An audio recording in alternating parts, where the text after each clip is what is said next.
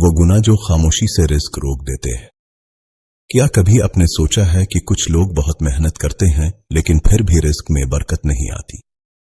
पैसा आता है मगर ठहरता नहीं, सुकून नहीं मिलता, दिल बेचैन रहता है। अक्सर हम किस्मत को इल्जाम देते हैं मगर कभी अपने अमाल पर गौर नहीं करते। पहला गुनाह है झूठ बोलना। रसूल अल्लाह ने फरमाया कि झूठ इंसान को बरकत से दूर कर देता है।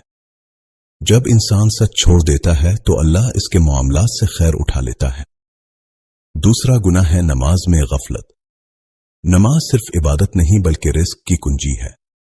जो शख्स नमाज को नजरअंदाज करता है वो दरअसल अल्लाह की मदद से खुद को दूर कर लेता है। तीसरा गुनाह है वालिदैन की नाफरमानी। वालिदैन की दुआ रिस्क के दरवाजे खोल देती है और उनकी नाराजगी बरकत को रोक देती है। कामयाबी वालिदैन की खुशी में छपी है। चौथा गुनाह है हसद। जब इंसान दूसरों की नेमत देखकर जलता है तो वो अपनी नेमतों की कदर खो देता है। हसद दिल को तारीक करता है और अल्लाह की रहमत से दूर कर देता है। पांचवां गुनाह है हराम कमाई। चाहे थोड़ी सी ही क्यों ना हो, हराम आमदनी जिंदगी से सुकून खत्म कर देती है। ऐसा माल जाहिरी तौर पर बढ़ता है मगर अंदर से तबाही लाता है। छठा गुनाह है नाशुक्री। जब इंसान बार बार शिकायत करता है तो रिस्क की बरकत कम होने लगती है। अल्लाह फरमाता है कि अगर तुम शुक्र करोगे तो मैं नेमतें बढ़ाऊंगा। सातवां गुनाह है सदका न करना। बहुत लोग समझते हैं कि देने से माल कम होता है मगर हकीकत यह है कि सदका रिस्क बढ़ाता है और बलाएं टालता है। आठवां गुनाह है गुनाहों पर इसरार। जब इंसान तौबा नहीं करता तो दिल सख्त हो जाता है।